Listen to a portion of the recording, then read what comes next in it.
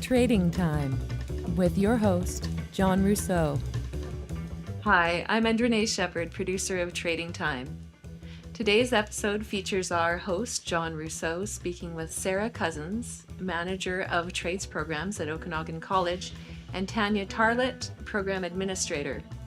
Together, they'll talk about OC's innovative trades programs for girls and youth and how they're sparking interest in the trades across the Okanagan. Enjoy the episode.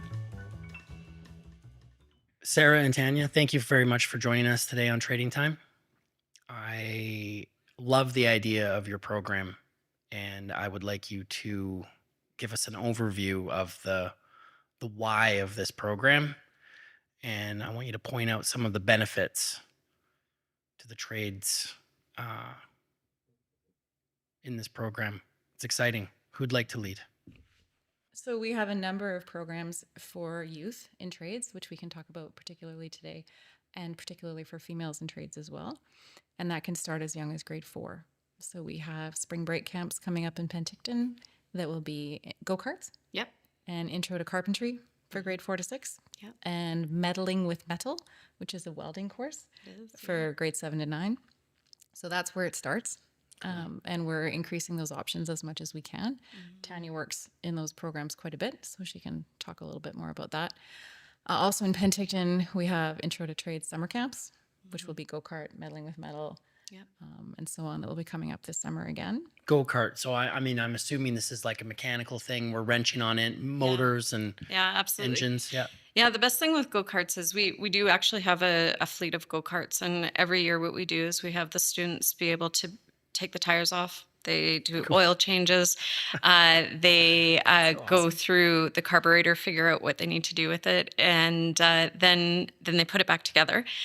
Then they actually get to paint and design. So they are shown things that they might see within a collision department and how to be able to develop that. Then they're shown how to do a little bit of airbrushing, make their own design on their go-karts.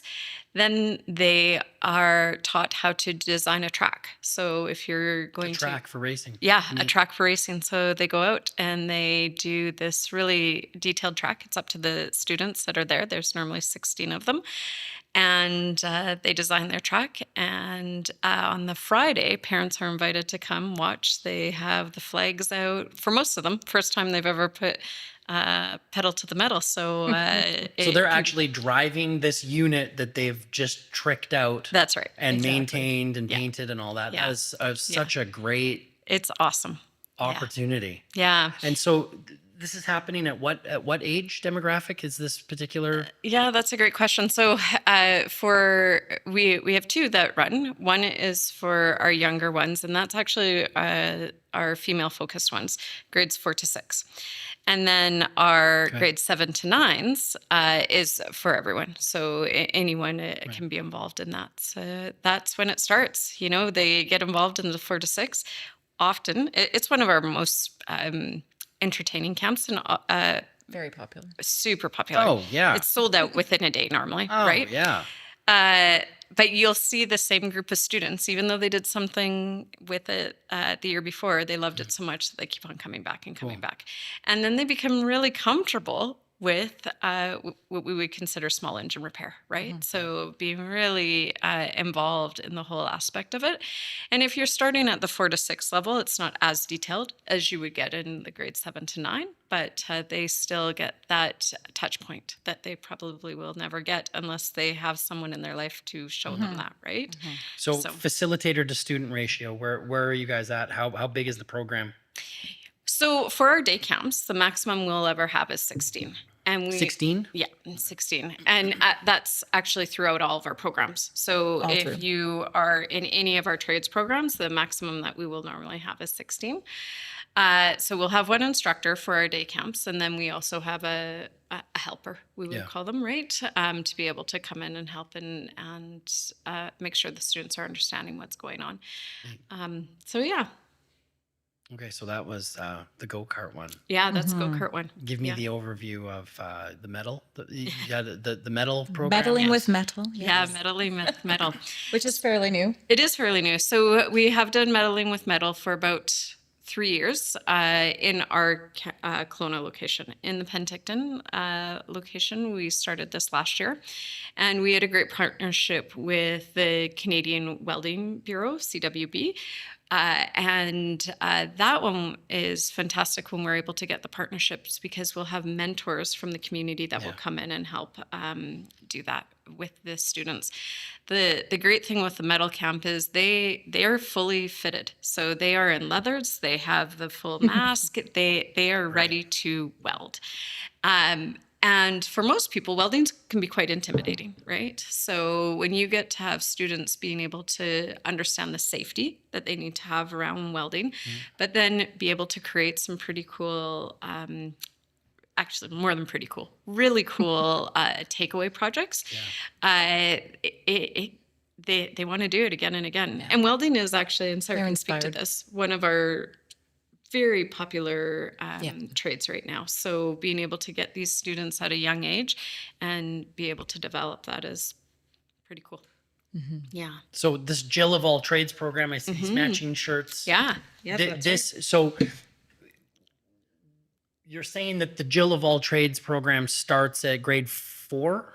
No. Jill of all trades is a one-off program. Oh, okay. Yeah. Okay. An international program now, which is amazing. It was birthed in Kelowna? No. Oh, okay. No. All right. Okay. I wasn't sure. No, all good questions. It's just a new piece in our puzzle. In the say. basket of goodies that we have for youth. So Jill of all Trades was birthed in Conestoga College in Ontario. All right. And Conestoga decided that this was going to be an awesome opportunity for young women to get to see many different trades within one day, and to have an environment where they are fully hyped up for that one day, and they get to have hands-on workshops for that day. And this year was our first year, actually, for Jill of all Trades. Oh, wow. Yeah.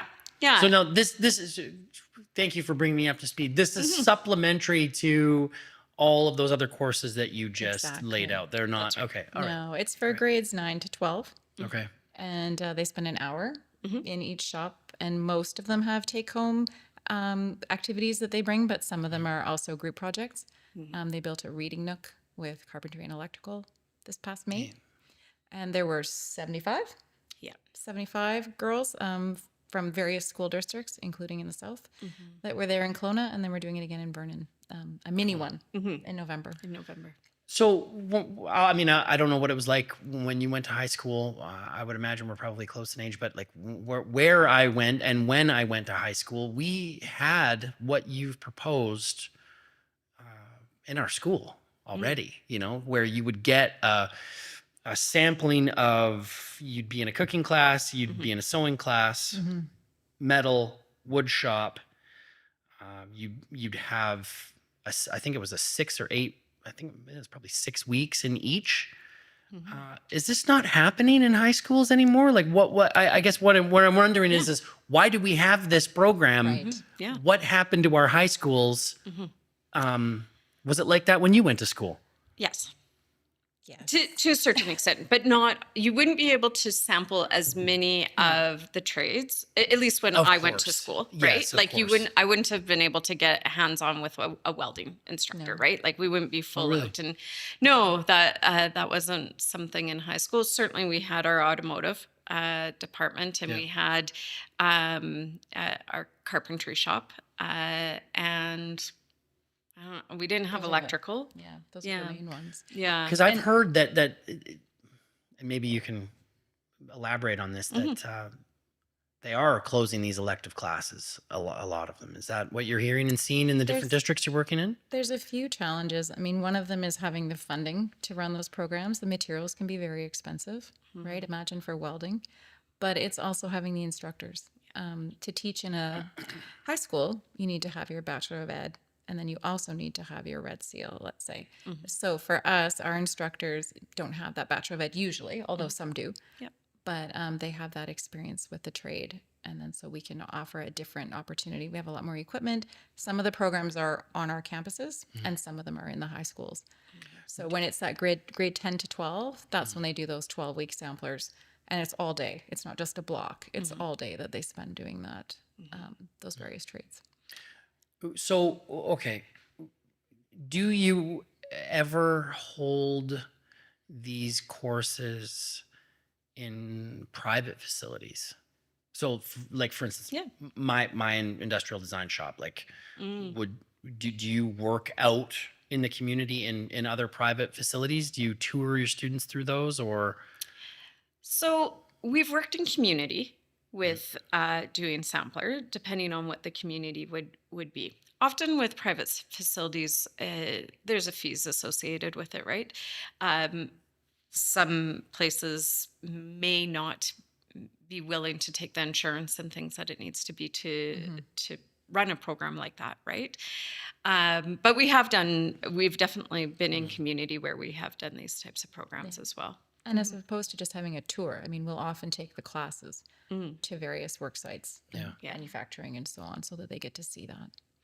One of the awesome benefits to students, so, when we're speaking about these high school-based programs, these sampler programs, they get to do the 12 weeks, but they're getting credit for taking those courses. Yeah, So great. for many people, especially students that are interested in trades, this is their way to be able to go, okay, I'm going to take this sampler when I'm in grade 10, let's say, right? And now I know that I'm really interested in carpentry. I'm going to do a dual credit. So what a dual credit is that means that they're going to get a credit from the college to go towards their red seal and also from the high school. So the benefits for them is starting their trades career before most people even get out of high school. Yes.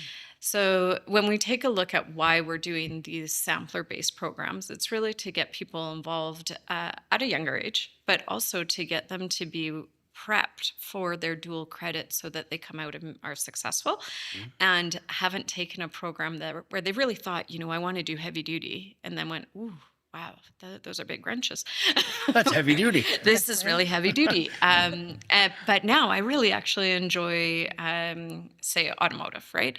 They get to have this sampling beforehand in most of the time in environments that would be fairly close to what it would look like if they were actually taking their red seal at that time. Yeah. No, that's great. I can remember when they started I'm not sure if it's the aerospace or what you would call it program up in Kelowna. Yeah. And there were a couple of kids that we went to school with that did exactly that. Yeah. And started in grade 10 and started building their credits. Yeah. And that's a great program to start off with, especially if you're able to do dual credit, because it's a little bit more expensive. So if you can have, say, the school district pay Subsidize for it? Yeah. As a benefit. parent, Exactly. it's a good way to go about doing it. Yeah. And the students get to know our instructors, they get to know the facility, they get to know the expectations and kind of work their way into it instead of suddenly being in a program, whether it's direct apprentice or in foundation. And for all those students who, unlike your daughters, won't have trades around them, then they get that opportunity to get in there and see what they think about it. Yeah. Yeah. I've heard from so many journeymen and other people that we've interviewed, and just my own experience in the industry, that it is really difficult to find people that have the proper attitude and disposition to come up in the ranks in these trades.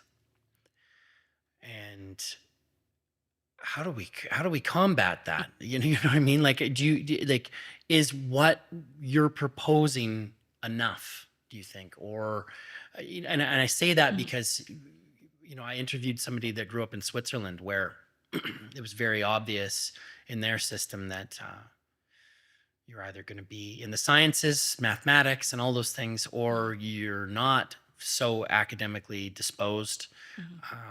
You're going to go into the trades. And there's a very distinct split, which I'm sure you're aware of in European schooling programs. How do you feel about those programs? And is that sort of more or less what you're trying to instigate with this is an improved trades program in our schooling? It's definitely part of it, involving parents earlier and getting them a better idea of what careers are out there and what opportunities are out there. And the students will know that. That's part of those programs. For the trade samplers, they do some research into those careers. They come home with information. And we're working on, I mean, the phrase is usually parity of esteem, that we're looking at diploma or degree for trades as well. So that is a movement in the province and in the country. And our dean is a strong supporter of that as well. Oh, that's And so, amazing. yeah, and so just we've done another new event, Try a Trade, which we worked on with Canadian Home Builders Association. Cool. And School District 23, where it's for grades 8 to 12, and the parents come as well and spend time on the campus. I was not teaching, but sharing a panel on expectations in the program and sharing that there's actually a lot of math. And there can be a lot of English depending on the program, a lot of academic requirements, and just kind of getting that idea out there of what they might need to work on and then what the career options are for them. And then again, getting into the shop and getting their hands onto things. Yeah, it is amazing how, like I know before you arrived today, I was frantically pressing out a drawing with a whole bunch of geometry on it for two of my fabricators. And there's more math and language than you think. Absolutely. And communications in the trades is, I mean, I don't know what percentage it is, but when you're interfacing with clients, you're interfacing with architects or engineers, and you're looking at like really intricate assemblies that you then have to translate into drawings and pass out to somebody to fabricate. There's more than just getting behind a tool and making something. Absolutely. And, you know, I know that the school in Summerland has drafting programs. The homeschooling pod that we're a part of just started buying the SketchUp license so that kids can start drawing, you know, architectural build outs, essentially virtual doll houses, we like to call them. And so do you offer any of that sort of higher level drafting courses, or are they all kind of like hands-on with tools? Yeah. Oh, no. We actually, in our programs, so in our sampler program, Even in the sampler. yeah, in our sampler programs, we start them off with drafting. So they that's they great. do CAD. The amount of stuff they come out with in 12 weeks is it's amazing, honestly. But they will start with pen to paper of how to learn how to do CAD or drafting, and then they will go into the computer systems afterwards and be able to do both of them, because our instructors believe that it's important for them to be able to really have the understanding of where it's come from. The other thing they do is they get the students to read lots of instructions, because often within communication, especially within trades, it's instruction based, right? It is. And it's super important for them to be able to understand what is actually being asked of them within the instructions. So many of the things that the students learn where we think aren't necessarily all that important, but when you are working in a big environment with multiple different trades people, you have to be able to understand who is doing what and when they're being asked. Oh, that's The great. other thing they do is they do math. So they do math every day to get them to where they need to be if they are going to go into that trade. So, and like you had mentioned, you know, sometimes people are put in trades because there's this feeling that perhaps they're not academically inclined. Whereas I would argue that a lot of our students are extremely academically inclined. They just haven't been taught the way that makes them feel that they can understand this math. Or engaged through the Or hands-on, engaged. Yeah. hands-on aspect of it, right? Yeah. And when they get to see, oh yeah, I understand why I need geometry. Oh, okay, yeah, this now makes sense. Like I can understand. It's an applied It is. skill now. Yeah. You've built the skill. You're now applying it to Absolutely. a real world situation. Yeah. That's rewarding. Yeah, super rewarding. Kids love that Absolutely. sort of thing. We all do, right? Yeah, we do too. Yeah. do too. But if you don't have the opportunity to ever see it happen, Right. or to see, wow, I went terribly wrong. Like, hey, my doghouse looks really crappy right Yeah, now. that's been known to happen. And that happens, right? But that hands-on part of it and the work integrated learning part of it is huge. Yeah. There's students who maybe didn't attend particularly at the high school level, and they get into a program like that, and they're there every day. Yeah. And they're excellent students. Yeah. Yeah. So And you had mentioned about, will these programs help with the labor force? Yes, they will. But with that being said, in Canada, well, actually all over North America, we're in such a crunch for labor as it is. These types of programs are going to help for people to understand what they really want and do it at a younger age so that they can get skilled and be able to help train other people. Whether it will be the end all and be all for the lack of labor that we have in British Columbia, Yes. that probably won't be the case. Because we just have so many people retiring, right? And especially in trades, like our trades area, the amount of people that are retiring is significant, and It's terrifying. it is. It's terrifying. It is. But from a labor perspective, and this is what I say to all our students, more people that retire, the more valued you are. So you are going to be making very good money before you've even hit grade 12 if you start at a young age. You're right. Great. And that's something that they can level up. And for sure. and often, if they like a couple of different trades, do double tickets, get into it while you're still young. Exactly. Yeah. Because there are common threads that run through all these trades. There are. That, to your point, it's very easy to double up and improve. And it's interesting to like.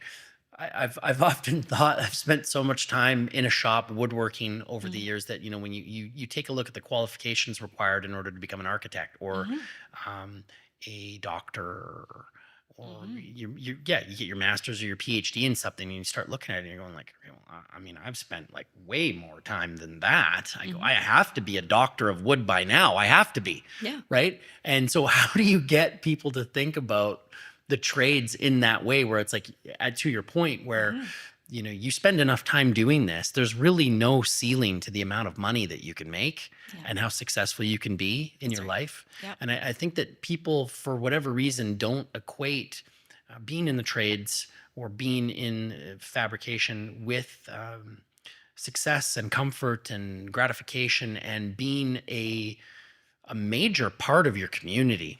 People think, oh, doctors and lawyers and people that make all this money, they're so important to the community. Like every single one of those people operate in a building that needs constant maintenance. Absolutely. Absolutely. Well, and I think that's Sara and I that's where we go to all the time. The success of your students is going to happen if they're in trades and they want to be there. Yes. And that's the main thing, right? If you want to be there and you're loving what you're doing, you will be successful. And even if you are meh, you will probably still do really well. There's still opportunities. And if you think about an apprenticeship, it is 4 years of school. It's just most of it is on the job, right? So you're still spending just as long and really longer at learning these things. Yeah. And if the average salary is 65, 67,000, 70,000 for a carpenter or a plumber or a refrigeration and air conditioning mechanic, across the country, the average is over 100,000 now. Yeah. And probably more And than there's, that like you because of the said, opportunity. there's no real limit. No. There's business owner, there's specialization in collision repair. You have a program now for project management, correct? Construction management. Yeah. We're super short on that as well. I looked at some stats this morning and we need more than 1,000, or there's more than 1,000 carpenter job openings in the Thompson Okanagan that are coming in the next 10 years. And, we have the highest rate of annual growth of any of the areas in the province in the Thompson Insofar Okanagan as for trades. population growth? For the actual job opportunities for trades. For trades. So you're in the right place if Yeah, you're in the you're right. Thompson Okanagan. Interesting. Wow, that's amazing. That's amazing to know.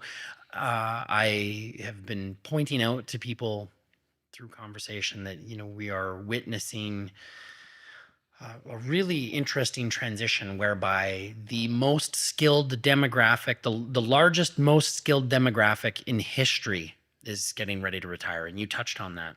Absolutely. And they're going to probably finish retiring within the next 5 to 10 years. I know a couple people that are staying on in their trade because, they're making maximum salary right now and they're potentially operating in a project management capacity like what you just described. But, even project management jobs, it's like there are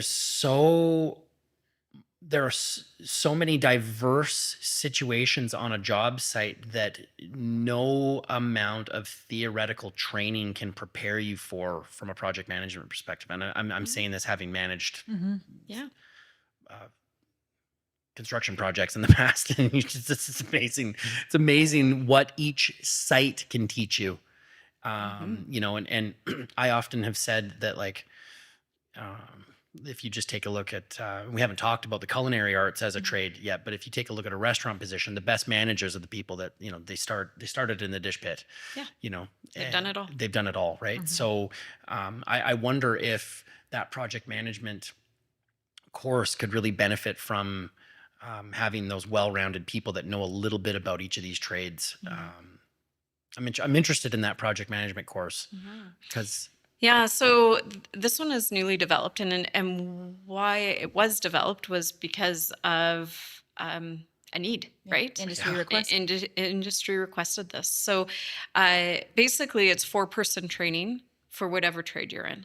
But what it is to say, okay, if you are a 4-person, an electrical 4-person, what are the other things you need to know about the other trades that are here, right? Like you know your trade, but you don't understand necessarily what the other trades need. Unless you've been in a sampler. Unless you've been in a sampler. Yeah, that's unless you've correct. taken our sampler course. Exactly. But, to understand what they need, their time frames, the time commitments, and every trade is different. We work with all of them.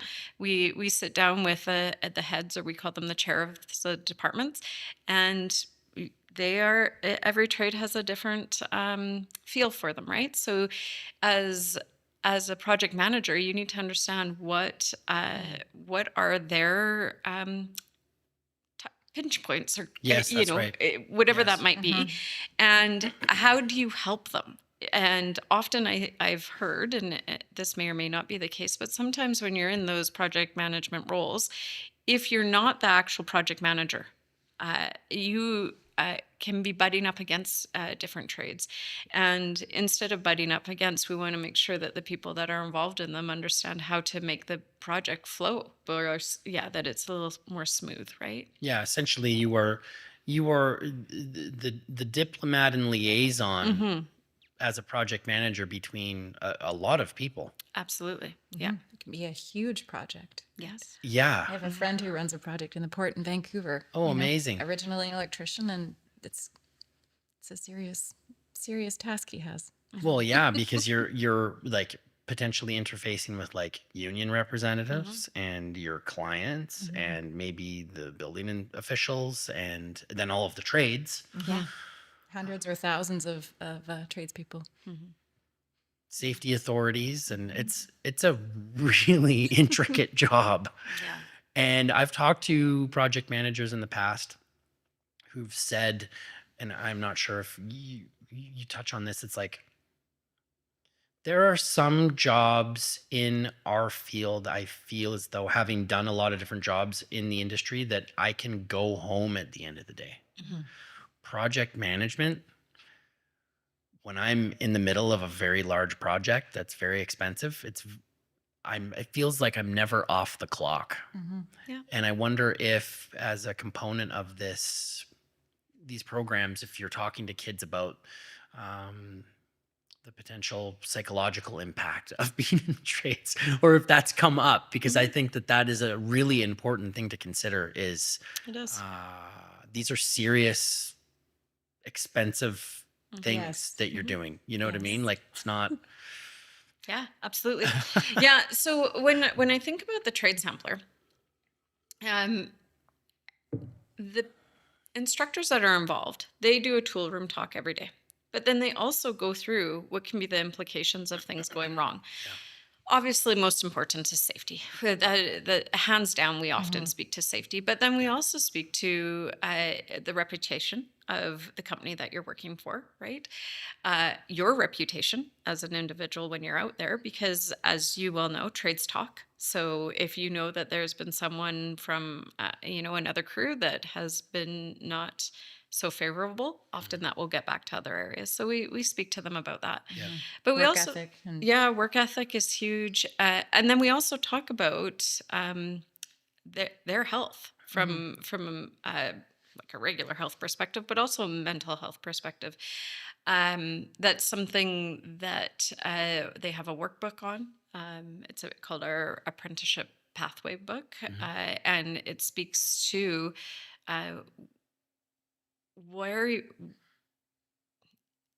what might be the best trade for you from that perspective. There are trades that are extremely stressful.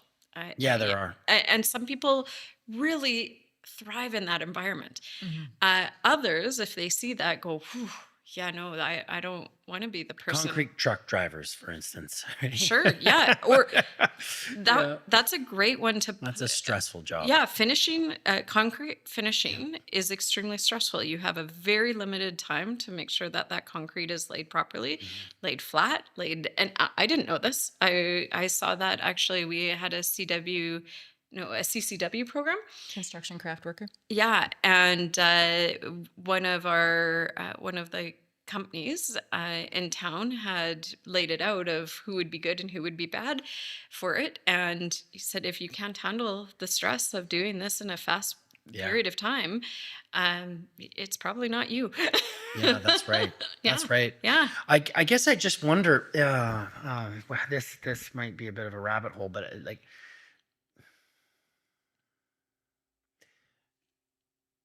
The way we used to train apprentices was, I talked to my old cabinet makers about it, right? And they used to get tools thrown at them, right? They used to have people yelling and screaming at them to get up and get going. And I wonder if there is something that is lost and if there are trades that won't exist anymore because of what it is that you just pointed out, whereby we're not being hard enough on the people that we're training for them to understand exactly what you just pointed out. Like, this needs to be done very quickly. And, there's no time for lollygagging or checking your phone 6 times or whatever, you know what I mean? Like, this is a serious, really expensive thing that we're doing right now. And if it doesn't go well, we got to jackhammer all of this out. How do we communicate the seriousness of these trades to the kids? I know you brought up the safety thing, which is critical, right? Yeah. But I mean, the instructors are plenty serious. I think great. having industry people come in and give examples is something that we often do. Many of our instructors are still involved, but whether they are or they aren't, having industry representatives come in and share information about those big projects, what went well or what didn't, what are the kinds of options that are out there from a small project. And maybe for the person who doesn't want that high stress, right? That this option is here in this trade, or it can go all the way to something else, right? And our students have to have a 70% minimum to pass. They have lots of practice pressure with having to do projects and exams and so on as well. But what we have worked on is don't put the pressure on day one. Yeah, of right? course. Especially not for youth, right? Yeah, this isn't SEAL training. This is a this- work in yeah. progress, especially if you start as a youth, right? To go from there. Yeah, actually, I think that's a really good point that Sara did raise. Because a lot of our instructors have come from the field, pressure was put on them from day one, right? So we really have had to say, okay, we're trying to get these students into staying with us. We don't want them leaving right from the get-go, right? Yeah. Professional pressure. Yeah, professional pressure. And I It's think, okay. I think that if you have expectation with the students, tell them what the expectations are, have clear boundaries, you're going to have some good people. I also think, right now where we're at, lots of trades are just hiring someone that can fog up a mirror. And I think that's an issue. Yeah. I really do. And then they wonder why people don't stay. So, Yes. Especially if they yell at them. yeah, especially if they yell at them. But with that being said, I think we need to really, from the flip side, is take a look at who we're hiring. Are they going to be the best fit? And ask those really hard questions, like, how is stress for you? Do you have ways to mitigate your stress? And I think because of where we are from a labor market standpoint, many trades are just really needing people, and then going, well, that they weren't successful because they were on their phone or things along those lines. But the students that are really here and want to be part of that trade, they're going to work hard. They are going to give it their all. And so we had a new sampler that ran this year. It was called an electrical trade sampler. And then it ran into our foundation program, which it was awesome. So they got to try 4 different construction trades, but focus was on electrical. They kind of felt that electrical was going to be their key thing. And then they had some, I can't remember how long they were out in the workforce, but around 2 months, where they got to get a bit of training there. And all of those students, except for, 2 of them, have decided to stay out in the trades. They're going straight. Direct apprenticeship. Yeah, direct apprenticeship. The rest of them have come back to do their electrical foundation, but all of them have jobs for next year. So they're all heads down, right to it. There's 3 females in that course that are out doing that as well. Wonderful. So within that standpoint, they had some learning. Like they did. The contractors came back and said, you're a great person, but there was some learning you had to do. Oh, yeah. And that learning being the phones or whatever it might be. Yeah. But I think if you're willing to give them the chance to improve, then they're most likely going to, especially if this is where they feel their career is, right?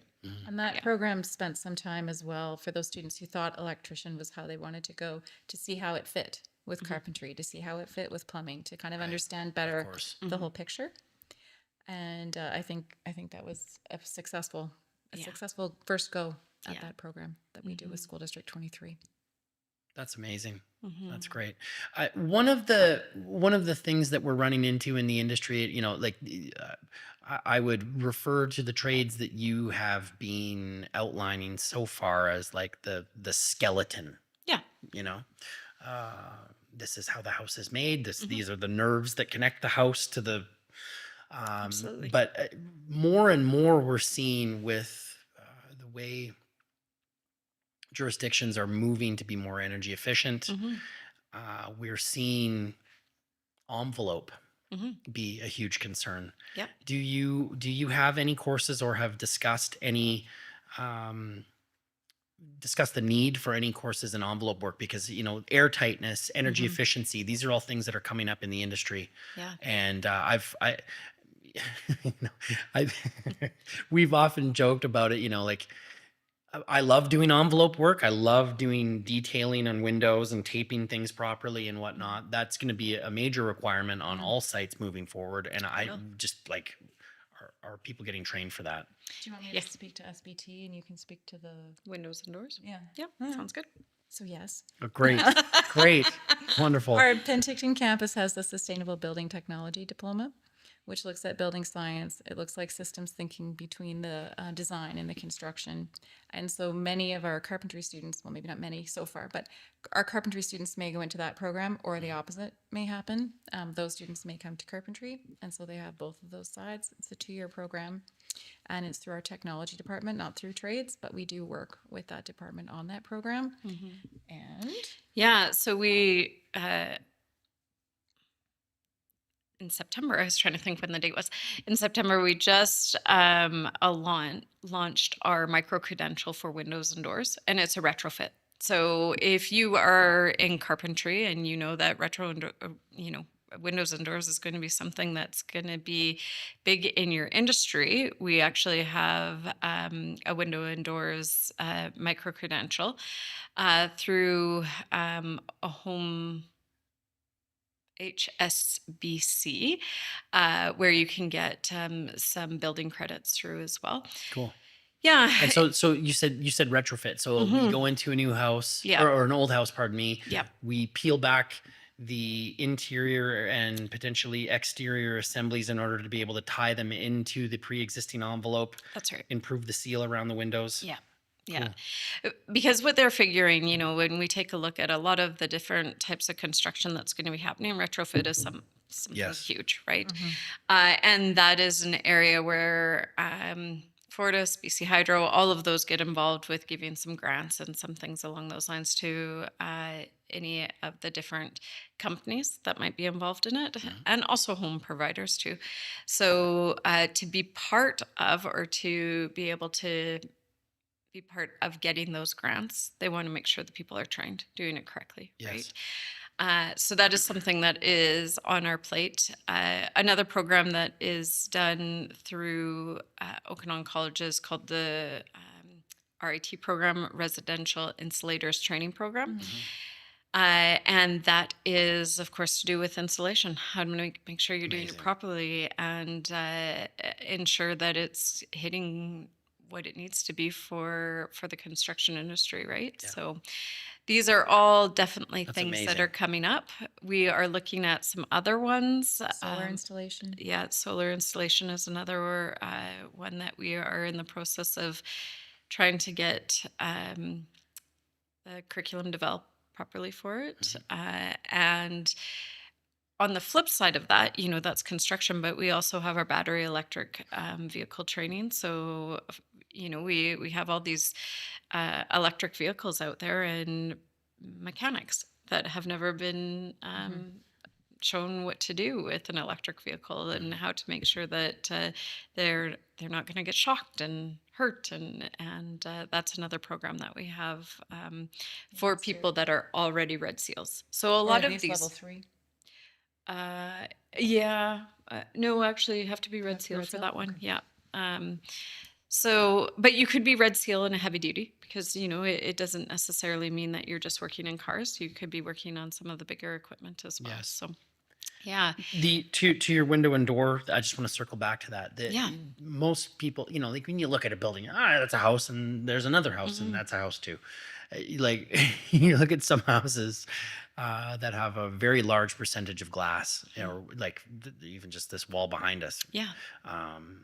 The amount of detailing and technical knowledge that went into that wall there is incredible. It really is. As opposed to my 1991 house. Yeah. Right. And so windows and doors are also can potentially be the single largest expenditure of a residential construction project. Absolutely. It's the most expensive thing. Yeah. And when you take a look at the most technical aspect of a framing detail is typically the window framing. Absolutely. Here that ties into this frame structure, right? And then now with all of these rain screens and these thicker wall assemblies because of the insulation that you've talked about, all of a sudden these buildings become very complex. Yeah. Very complex. Oh, we've made the wall too thick. Now it doesn't dry out. Yeah. Right. So now we need to change the way that this membrane on the exterior breathes or doesn't breathe or whatever.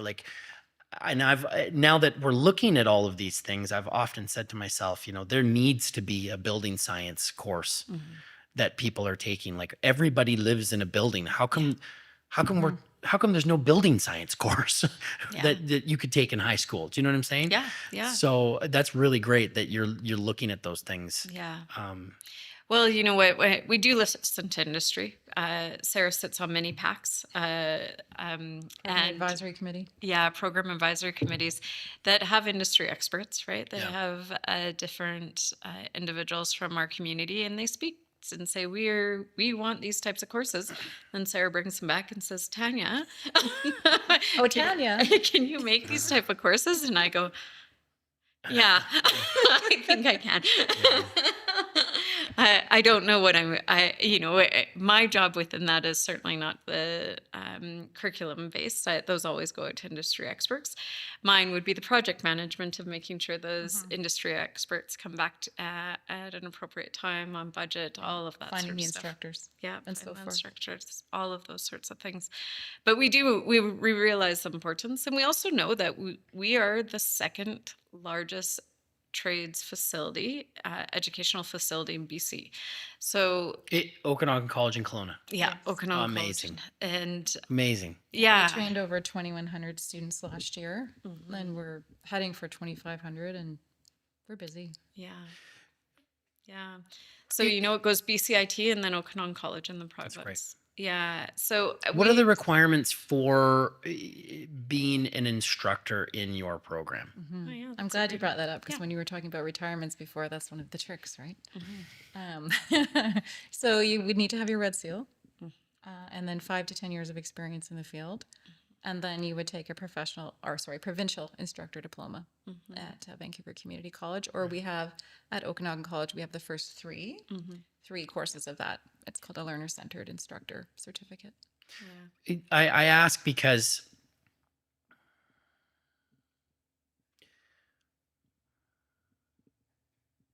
the best tradespeople I've worked with in the industry don't have red seals. Yeah. And the people, I mean, and I've been in the trades for a very long time. A lot of them don't have their red seal. I don't have a red seal. Yeah. My cabinet makers don't either. And some of your instructors don't, if they're not an apprenticed instructor. If they're not an apprentice. And so I guess I just wonder if we're potentially overlooking people that have a lot of really great things to add to the conversation just because of these credential requirements. Yeah. Credentials are always going to be at a post-secondary. We're not going to want to hire Sara and I for construction. Please don't. Right? But with that being said, we do try to involve a lot of people. Now, whether or not they're instructors, we do have them come into, we would absolutely have you or your cabinet makers come in and speak to their experience, to how they got to where they are, and we think that that's important. But we do know, when we take a look at where things are going in with skilled trades BC, compulsory trades, things along those lines, we want to make sure that we are following similar guidelines to the government. It's not to say that we wouldn't value the opinions of course, all the trades, right? And I think you're right. Some of the greatest people, some of the greatest academics, probably don't have a degree behind them. But they're really fantastic individuals that have a wealth of knowledge. And I think it's always important to tap into anyone within the field, right? But yeah, that could be an issue when we're taking a look at that. Normally, from a lot of the people that are similar to yourself and your cabinet makers, when we ask them to come and be a teacher, they'd rather teach in the field. They'd rather teach an apprentice how to do it than be in a classroom situation, because their love is in production in that area, right? Not always, but that certainly can be a case. I'm just looking at it as it shifts, right? As the demographic shifts. Like my cabinet maker said to me, he just lives right down the road. He said, can I work here till I'm 70? And it was kind of a joke, but it's not a joke, right? Because of what you pointed out, he'd rather be in the field producing things, all those things. But your body at some point kind of. And that said, we do have prep courses if someone decides they do want to take their interprovincial after all, or go back to it and try again. Yeah, actually, because we do have some trades that are becoming compulsory. Give me some examples of that. Automotive. Electrical. Automotive, electrical, gas fitter, A and B. Refrigeration. I think I'm missing. Yeah, heavy mechanical. All of those courses within. Has it already started? Yes. Yeah. Has that Automotive. not been the case forever anyhow, those No. trades? No, Really? it hasn't. Yeah. So now we have lots of people similar to yourself that are out in industry that don't have red seals, but they've been doing it forever. Okay, right? hold on a second. Hold on a second. I want to understand Not this. generally in electrical. No, yes, not generally. Yeah, no, I just want to make sure that I'm understanding this, because if there are potentially those professionals out in the workforce, you're saying that they won't be able to be out there, or are we just talking about new hires in the industry, compulsory education requirements? Like how is that? Because you can see why I'm potentially asking this question, because then all of a sudden you're just like, well, how much more of our workforce are we about to lose? Because People who are already in, let's say you've worked at Cal Tire, or Yeah. you're an automotive tech, and Yes. you're at a level 2 or 3, and that's where you stopped. You haven't been at school for a long time. Now there's a requirement, unless you're more like my age or older, when you're just going to kind of age out. They're not going to make you do that. But for people to go back and rejoin that apprenticeship stream there's a and work requirement towards for that this. red seal. That's right. Yeah. Whoa. Is carpentry on that list? No. Not yet. And it's good that you qualify that. Not yet. Oh man, has anybody thought about the potential downstream effects of that certainly. negatively? Certainly. Yeah. It's in what you would call an education phase right now, working with employers to make sure that they understand where their employees might need to get to and how to get there. And there are lots of supports for them to get there, including us working on those IP program or IP prep courses. We anticipate having some more mature students. We have a trade success center in the college already, and we work with all kinds of students. Yeah. That math thing again. Yeah. Wow. Yeah. Now, one of the biggest complaints that I have goes exactly against what I'm shocked about right now, and that is the lack of education in updating education. We make doctors and dentists and everybody go take a certain level of education every year to keep improving and all those things. That's wonderful. Architects are the same, engineers are the same. Why aren't we? And this kind of goes back to those envelope details that we were talking about. It's like, if you start building your window frames a certain way, it makes it a lot easier to tie the envelope in, tie the windows in, makes the house more efficient. We need to have these updated educational components happening with our trades. So I feel that way, but making it mandatory changes things. It would just, maybe it is for the better. Maybe it is for the better. I just wonder what the effect will be on the actual workers and compliance. Yeah, I think that's something that the next 5 years will tell us of what will happen within that, right? Yeah, and we are working with some employers on training groups of their employees as well. We have a little bit of space and capacity to do contract training, and so some of that is happening. Some larger employers that want to have a group, and then they all get trained together. Yes. Because as you know, within certain areas, if you are a larger company, you're probably only focusing on very small amounts of the curriculum. And when you get to come back into school, then you have them be able to go, oh yeah, okay, yeah, these are the things that we've been missing from our training. Yeah.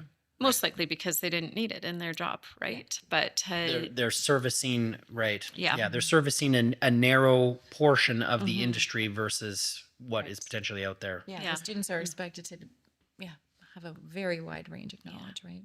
So if we're able to do more training like that, I think we're on the right path to make sure people are trained properly, and also a lot of it is education. So you weren't aware of the changes that had taken place, and a lot of people aren't aware. So making sure that when people are asking us questions, that we're letting them know, so it's not a shock to individuals when they go, what? I didn't know I had to do this. Now I only have 5 months. So getting that out to as many people as possible is super important to us. So let's move over to women in trades. I'm a girl dad, and my daughters are growing up under the feet of my journeyman. running around in our shop and interfacing with tools and with me on job sites, and they are drawing floor plans of their bedrooms and Perfect. they're completely immersed in the program. Most of their friends are not and don't even know that the trades exist. They don't know where houses come from. Absolutely. They don't know anything about this. I'm also like going back into my wife is also was the main reason why I got into the trades. Her dad was a tile setter. She grew up in the exact same capacity I just described. And she set tile and grouted tile, and that it was really interesting because we in the first half of our career we had a tile setting business where we specialized in that, and I wouldn't have necessarily gotten into the trades to the level that I had if it weren't for Karen, my wife. So women in the trades has always been a thing for me. It doesn't seem unusual. The thing that does seem and I don't know if it is unusual or not, but it's the number of women in the trades. You don't encounter them often on job sites. How are we doing that way? Right. What are the numbers going up? Or are they Definitely and quickly? Amazing. But they're going up from quite a small number. Right. Yeah, exactly. So anything's better than where we were. So in the last 10 years, say, we've gone from 3% to 6% to 7%. And now this summer we hit 8% for the first time at the college for female apprentices. At the college? At the college. Okay. So, and across the country, we're slightly ahead maybe, but generally speaking, 5 to 7%. It depends on the trade, of course. Yeah. And for our foundational programs, we have 20% female. In those underrepresented trades, which is really all of them except culinary and pastry arts, which we have plenty of women represented in those trades, right? Sorry about the fly. So, and we went from below 15% in the last couple of years, and now we're up to that 20, and we're aiming for 30% by 2030. So sorry, 20% in 20 to 30% enrollment in your classes, or eventual journeyman translated into the industry? Classes first, so that foundation level, having women come into those programs, going from 20% where we are now to 30% in 6 years we have left. So we have a ways to go. But things like Gillwell Trades, Tria Trade, those trade samplers are making a huge difference. We had 35% in 22, 23 for females in those trade samplers. And then for the apprenticeship, we also have more and more women going into those, of course, either through foundation or direct entry. If they grew up like your children will, and they're confident and they're ready to just join a company and become an apprentice, then they just do that. They don't need to go to a foundation. A foundation is set up for someone who doesn't have that experience or network or confidence or whatever it is. So we have both of those pathways available. Cool. And I think when we take a look at starting young, so at the college we have lots of camps, but when we take a look at how many people that have went to whatever type of camp it is, whether it's a trades camp or something else, the amount of them that come back because they're comfortable already in the college environment is staggering. Like, you know, that's one of those main things. So the younger we start with getting all children involved in trades, the more successful we're going to be. So, for example, one of our trade samplers has a direct contact with the elementary school. What they end up doing is they do all the cutting for birdhouses. Then they go to the elementary school and help the students actually put together the birdhouses. And that starts in grade 4 to 6. So they get to see students that are older than them, right? Participating in a program. The students tell them about the program, how fun it is, all that sort of stuff. And then they get to have that hands-on involvement with these, you know, cool, we'll say, older students. Yeah, that's a major advantage. And it's huge. It's completely normal for girls to be in all those programs. Yeah. Right. Yeah, that's great. Yeah.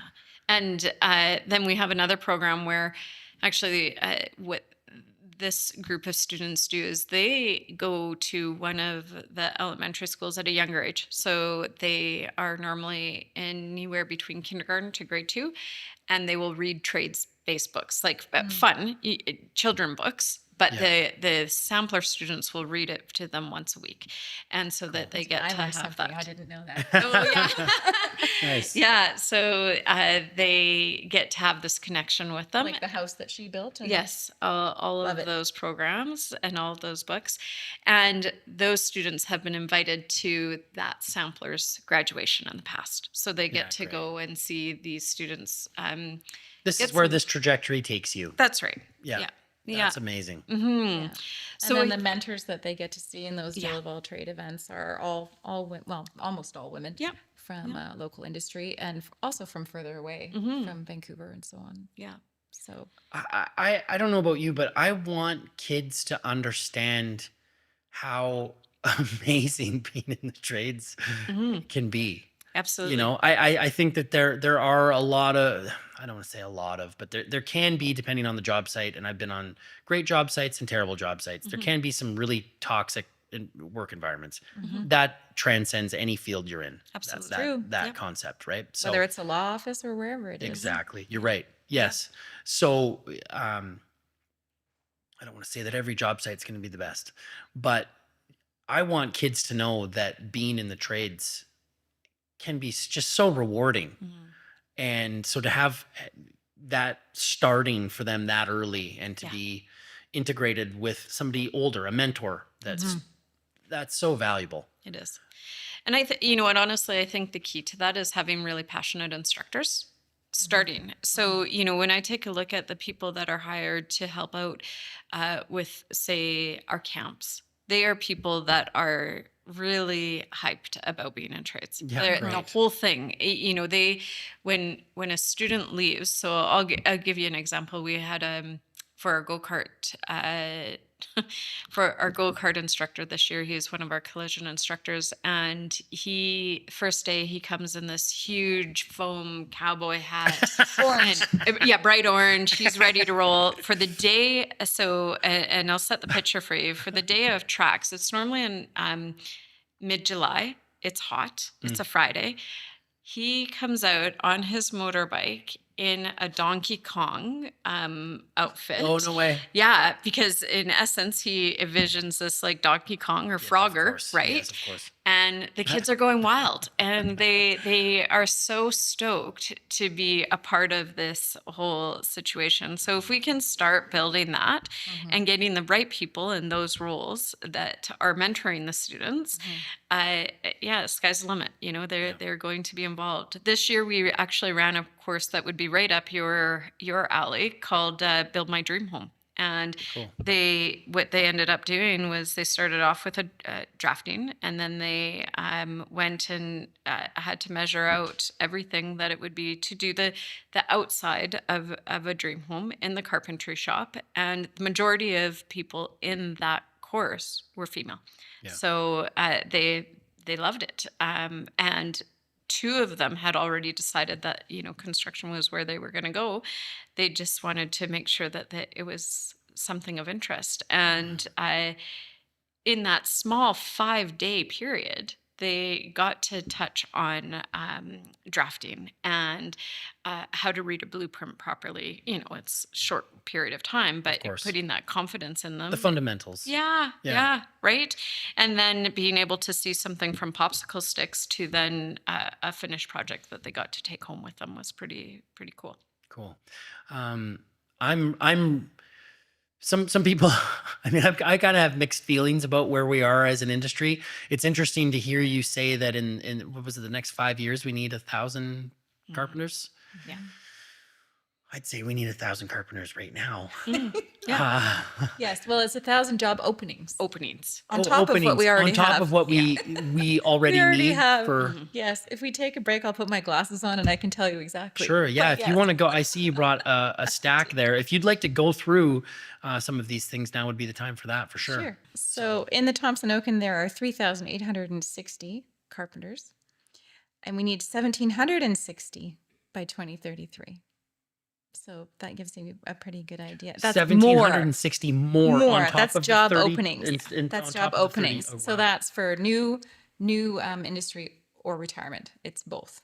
So to the replace first and number was expand. 3,200? 38. 3,800. So you were talking, we need 55% more than what we have currently. 55% more. Yes. So we went from, of the active apprentices that are in our region, we went from 700 to 750 in 1 year for carpenters. We went from just over 700 to just over 800 for electricians. So it's moving quickly. Let's see, what else can we tell you? We have 545 refrigeration mechanics, and we need 200 there's 210 job openings coming. Yeah. So again, close to half, 40%, yes. let's say. And plumbers, there are 1,245 now, and there are 470 openings for 2033. So plumbers are not as bad. They're Not- 30%, give or take. Not as bad. Not as bad, but still. But still, that's a lot of plumbers for us to train, right? Well, look at it. Could you imagine it inversely? Imagine if 30% of our plumbers quit. Yeah, How devastating that would be, absolutely. right? Like, Yeah. So like we said, we have the highest job growth coming in the next 7 years, so till 2033, in our region. So we fully expect to be as busy as we possibly can be based on the space we have and the training money that we can get and the interest that we can bring. And so women in trades is not just a nice to do. no. We have a very big gap to fill. And so we need to encourage everyone to be involved. If I'm being completely honest, just again, if we're talking about the natural order of things, we talked about the hierarchy of a project and client needs drive everything else. One of the things that I found over the years, the more women that are on a job site, the nicer people are. We find that in classrooms as well. Yeah, our instructors comment on that. And there's a pretty strong push for that professionalization of trades. We were recently given a very large donation from a local construction company, and they wanted us to focus on that with the students. Actually, large donations. And when you were talking before about what do we teach the students about leadership or mentoring and so on, one of those scholarships, part of their requirement, they get the first half when they start their program, and they get the second half of the scholarship at the end if they achieve at least a 75% grade and participate into engagement activities, we call them. And so this is the first couple of times we've done it, but those students might help out with an event such as Try a Trade or Jill of All Trades, sort of as an ambassador for their trade, or they might help their instructor bring in a guest speaker. One of the students took the class with her instructor on a field trip, and they had certification for the class sort of outside of their apprenticeship or foundation credit. So really involving students in that kind of professionalization and that leadership piece is something that we're working on as well. Yeah. You talked briefly about average salaries, but do kids know how much money they can actually make doing these things if they want to stay focused and we keep work working on overtime? it. Yeah. Do you know We keep what I working mean on- though, right? Well, Like, it's tricky because Work BC, for example, will put out an average salary, or the high end is $47 an hour, or whatever it is, or it's 70,000 or 80,000. But there are so many people who make so much more than that because of overtime or because of specialization or because of whatever else, right? So we try to say, think about the average, and don't forget when you're starting out, that's not where you're going to be, right? And then how far you can take that depending on what you do, right? So, I mean, the trade sampler students as well get a chance. The foundation students, they all do that. one of the plumbers I interviewed a few months ago said that when he received his red seal, he was the youngest to ever receive it in the province. He was indentured by his dad. Yeah. From as you said, started in grade 10. He was fully certified by the time he was 20 years old, and had a tool catalog in a van. Owned all his stuff, completely debt free, and he was making the comparison between like a debt perspective to a friend that he grew up with that went to school to be a doctor. Not pretty. Yeah, well, right. And so, like being subsidized by the government in order to get this education, like what are the government subsidies looking like? Are we pushing for more of these because of the shortfall that we're seeing? Should there be more? What are your thoughts on that? I think we're kind of in a transition. I mean, there have been incentive grants for individual apprentices. Those are phasing out at the end of March. Those are a federal grant. So $1,000 for level 1, $1,000 for level 2. $1,000. What? I know, not very. does that do? Well, that's more or less your tuition back, Yeah. right? Oh, really? Depending on your program. Tuition is only $1,000. Depends on how many weeks, but Yeah. yes. Who else is subsidizing this? How could it be that cheap? Well, we're post-secondary is subsidized significantly, right? More or less 50%. Yeah. Yeah. Huh. So The province provides us with delivery funding, and then the student pays tuition, and together we make it happen. $1,000 for a 12-week course? That would be a bit more. yeah, it would be a little bit more. Okay. They're normally around 8 weeks is about $1,000, somewhere within there. So, yeah. Okay. That doesn't seem like enough money. Well, Could you use more money to run these courses, I guess is the question. Oh, We absolutely. could always use more money. Our delivery funding hasn't changed for over 15 years. And so What? so our expenses for instructors and materials have gone up quite a lot. So we run our classes full as much as humanly possible. And so that's from that side of it. We recently did a federal project where the federal government was providing funding to small and medium-sized enterprises, so under 499 employees, to hire new apprentices. So that incentive was there, $5,000 for a new apprentice. Yeah, I remember seeing that. Yeah, so advertised. that was a temporary project. That's no longer? That's not happening now. I don't know what they're going to change it to, similar to those apprentice incentive grants that we talked about. Often, a program will just change, and we're kind of right in that transition. We were receiving funding for women in trades training, which included samplers, like we talked about for high school, but for women who could be any age. So you're saying you were We receiving, were. and that's We no were. longer? They changed the funding model last year, and so now there's funding going to some organizations instead of to the colleges directly. So we don't know quite yet what that will look like, but we have a lot of private donors that are interested in supporting women in trades too, and so we're just rolling with change. Yeah. That's the thing whenever we're taking a look at funding changes. We All just the have time. to make sure that, except for our base Except funding. for our base funding, that's right. But part of our position is finding where that funding is, right? When we're successful, and with a lot of our new programming that comes up, it's finding the right funding and applying for it and making sure we can get it to the people that need it, right? So we do a lot of that. We reach out to a lot of community. We find A lot of community partners. yeah, lots of community partners, lots of people that understand and value trades and want to make sure that there are supports available for those students. So we do we are always looking for areas where we can have more funding available. Or in kind. Or in kind, yeah, Yeah. or in kind. We have Yeah. we have a Carpenter Foundation program that runs in Penticton every couple of years. So it's coming back around in 2026. It's one of my talking points. So that will be happening at the end of January 2026. I would love to. And they spend 2 months on the job. Yeah. Or 3 months, actually. with I the mean, partner. if you need contributions in kind or whatever else, please put me on your mailing list for stuff, because I think that Yeah. we'd love to contribute to the future of trades in the province.